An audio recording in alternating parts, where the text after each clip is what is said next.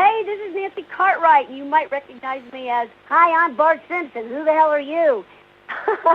I do tons of voices, including Ralph Wiggum and Nelson Muntz and Todd Flanders and Kearney Database. I'm Chucky. I do Rugrats for a long, long time. But listen, you are so awesome, and please, I encourage you to go to gogoodman.com.au because you're listening to Elaine Goodman. Was voice acting always your passion, or did you originally pursue acting? It's so funny because when I look back, voice acting, it wasn't really always my first thing. I mean, I performed as a kid on stage, but it was my voice that got a lot of the attention because I told stories. I mean, I think back as young as 10 years old, I competed in a competition, and I just told a story. And everybody laughed, and so it got me inspired, and I really like creating that kind of effect. So I started seeking out other ways of entertaining people. So by telling jokes, by doing children's theater, and by the time I got in high school, I competed on the speech team, and same thing, I was just sort of telling stories. I was doing after-dinner speeches and humorous interpretation of literature, and especially children's literature, and so I would change my voice. And in doing that, the judges would critique me and say, you have an unusual voice, you should do cartoons. So they sort of planted the seed there for me, and I just took it and I just started watering it. Started doing other things, and I would get trophies and first places, and I got to travel, and in college I got a scholarship to go to Ohio University, and then I was kind of like on a real path doing voiceovers. And I read that before you got your big break in Hollywood, you worked at a radio station in Daytona, Ohio.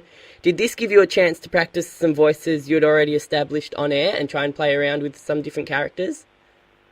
Yeah, when I was in high school, I lived in Kettering, Ohio. It's just south of Dayton, Ohio. It's like Dayton, Cincinnati, that area. And I ended up working at this radio station called WING, Wing. Wing because, like, it's the home of the Wright brothers. Dayton was the home of the Wright brothers, winging it in Dayton.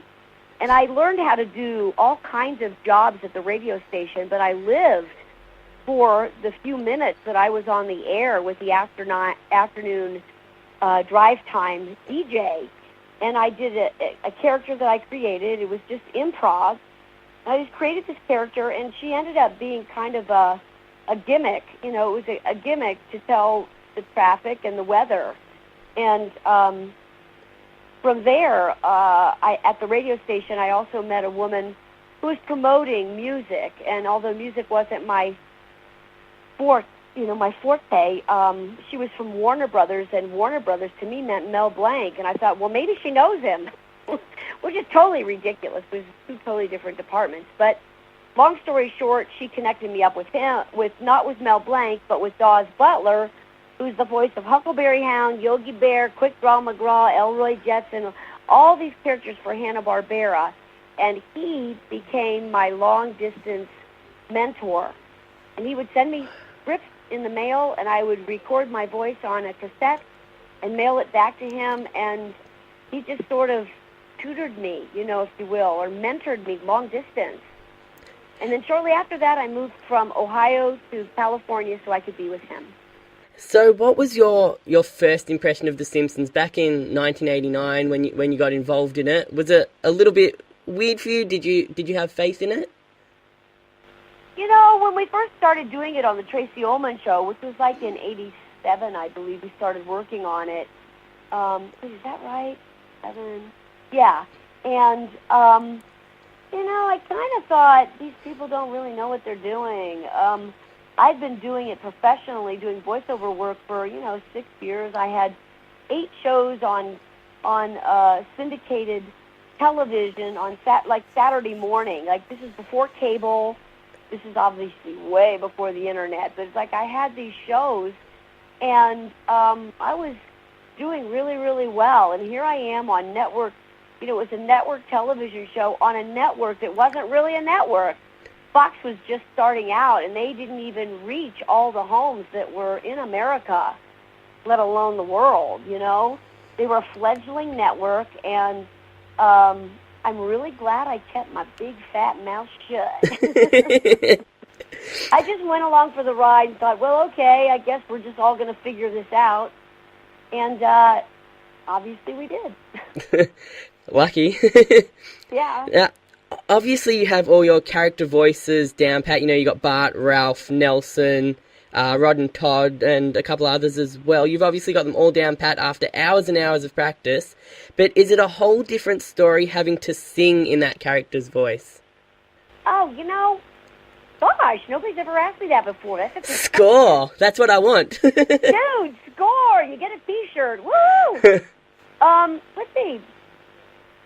No, it's actually, I mean, the intention is obviously different because you're singing, but I don't really find it harder or easier to sing.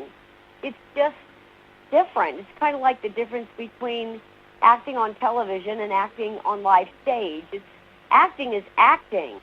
It's just an adjustment. You just make an adjustment, and it's the same with talking and singing. I love singing as my characters. I really love it. It's super fun. They sing way better than I do, so I just get to kind of lose myself when we do the musicals. And you know, we just did, you know, The Simpsons take on the Hollywood Bowl. You know, Yep. we did that, right? Yep, I've heard about that. Oh my God, it was so awesome. It was so cool. And I hope someday, I don't know that if this is possible or not, but I see Broadway, the West End, I see touring Australia, I see... You've already toured down here before, a couple of times. Yes, I've been there a couple of times, and it was, I love the Aussies. It's fun. It's fun going there. Because I become this really big celebrity, and everybody's like, "Wah, wah, wah, Nancy, ah!" And then I get to leave. I don't have to I can sort of deal with it because I know that I'm going to be packing my bags, and I won't get inundated by paparazzi and crazy fanatics. Now, you obviously do a lot of, as I said, a lot of different voices for all different cartoons. Are you allowed? We spoke earlier before the interview. I have a question here that says, if I rattle off a couple of names, can you say your best or your favourite line from their character in their voice? Are you allowed to do that or not? Oh yeah, I can give it my best shot. I don't know that I can come up with something new. I've been saying them for years. But sure, that's fine. That's fine. Yeah. So, what's your favourite Bart Simpson line? That's probably. Well, first of all, when I say, "Hi, I'm Bart Simpson, who the hell are you?" I mean, that one always makes people's jaws drop, you know? That's a slam dunk. But I like his personal swear word. His favorite swear word is bosom. And I also like saying, "Guilty as charged." What about Nelson? Nelson, I love Nelson. Nelson, of course, I mean, come on. You can't... Who can be identified by just one word? Nelson Munn. What about Ralph? Now Ralph, I can rattle off a ton of them because no matter what Ralph says, he always seems to get a laugh. But there's the leprechaun. He tells me to burn things. Yes, I was thinking about that one on the way here. Here's a couple more, just like to rattle them off. I'm Idaho, and my cat's breath smells like cat food. When I grow up, I want to be a principal or a caterpillar. Come on. What about this tastes like Grandma? This tastes like Grandma. And away from The Simpsons, what about Chucky Finster? Oh, yeah, Chucky. That's a great story. I came in very late on that show. I replaced an actress, and that to date was possibly the most challenging job I've ever had. And I had great fun with it. And after a little bit working with the rest of the cast, I felt they welcomed me into the fold. And Chucky is just, you know, there are so many Chucky fans out there that, you know, I'm just, there aren't any clouds around there. I don't like clouds. Oh, there's a cloud. So yeah, my question for you about Chucky, I've got a few more questions. My question about Chucky is, what's the difference for you in creating your own character like you have on the Simpsons, as opposed to taking over someone else's character like you did when Christy Cavanaugh retired, who was the original voice of Chucky? Is it harder to copy someone else as opposed to making your own new original voice?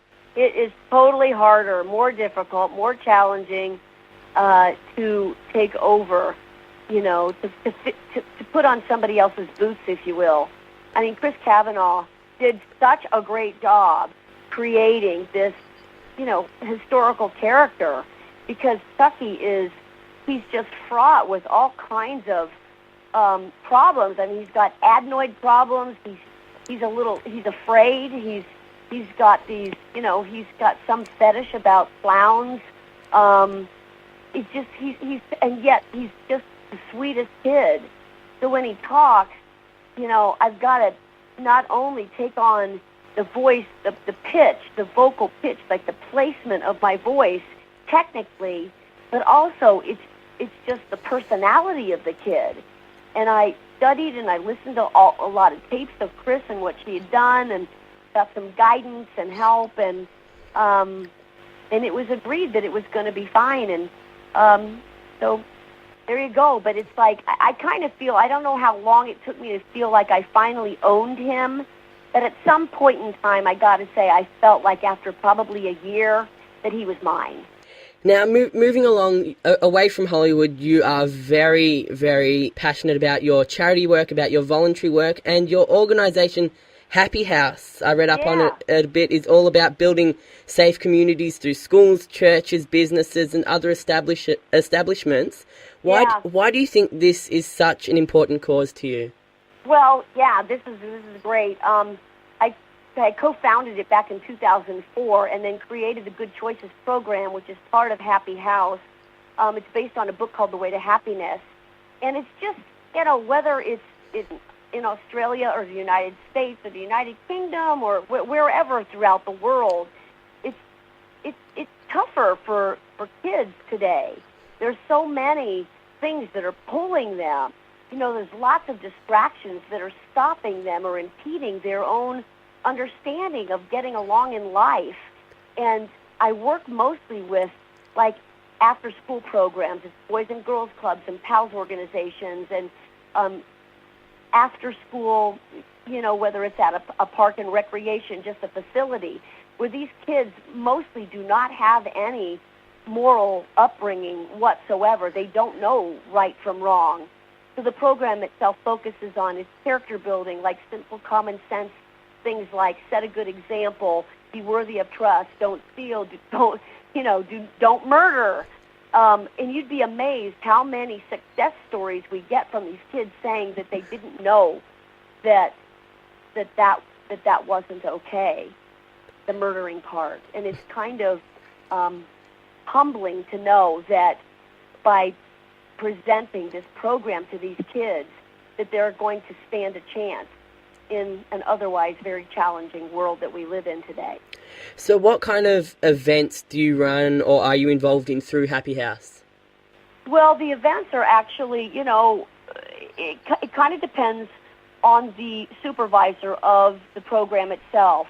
Like, I have a program, one of my programs in California uses the Good Choices program as the foundation for all the other programs that they have, including music, soccer, dance, going on field trips. It's like these kids have to have these precepts, if you will. They have to have this in order and including doing their homework. They have to be doing really, really well in order to benefit from the other program. So that puts a nice incentive there. And in another program that we have in California, they've done it for so many years now that the older kids are now supervising the younger kids. So you've got, it's just kind of an ongoing thing where they pass the hat to the younger guys, which is awesome. And in several programs, we also have the communities that are helping. Like, they'll bring in, like, one of the precepts is take care of your body, and they'll bring in, like, a dentist and teach the kids how to floss and brush their teeth, give them some chocolate, and teach them how to really floss their teeth the proper way. Some of these kids don't even know how to do that. But you get a community member, just a regular citizen of the community, to come in and help the kids, so they are actually contributing to the betterment of their own community through this after-school program that I have. And it's awesome.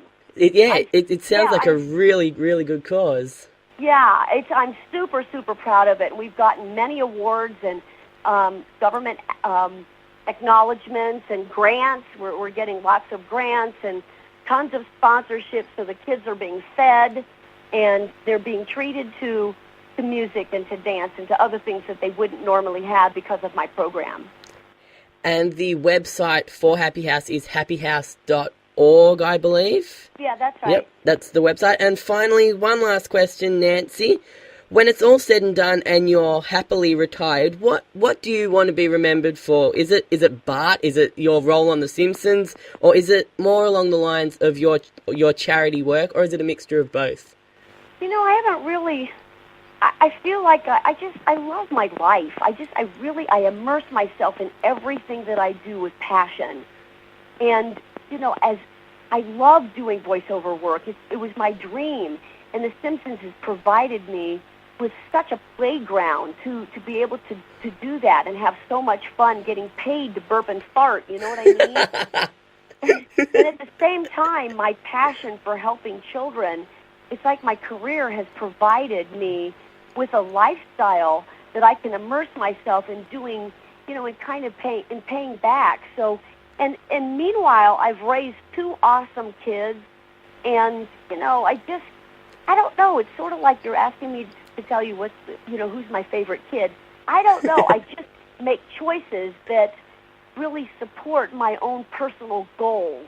And when I do that, I can't lose. I mean, however I'm remembered, I guess the author or somebody will, that's kind of like up to others besides myself. I just do what I love.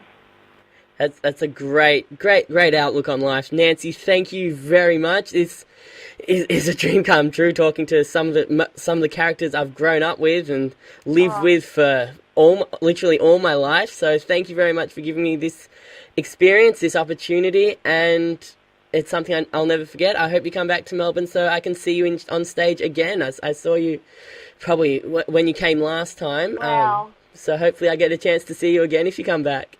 Super pleasure talking to you. Really, Elaine. I really appreciate it. Roll credits. Hey, this is Nancy Cartwright. Hi, I'm Bart Simpson. Who the hell are you? There's a leprechaun. He tells me to burn things. That's a slam dunk. I'm Idaho. Bosom. When I grow up, I want to be a principal or a caterpillar. I'm just sort of the clouds. Well, I don't like clouds. Oh, there's a cloud. My cat breath smells like cat food. This tastes like Grandma. I encourage you to go to gogoodman.com.au because you're listening to Elaine Goodman.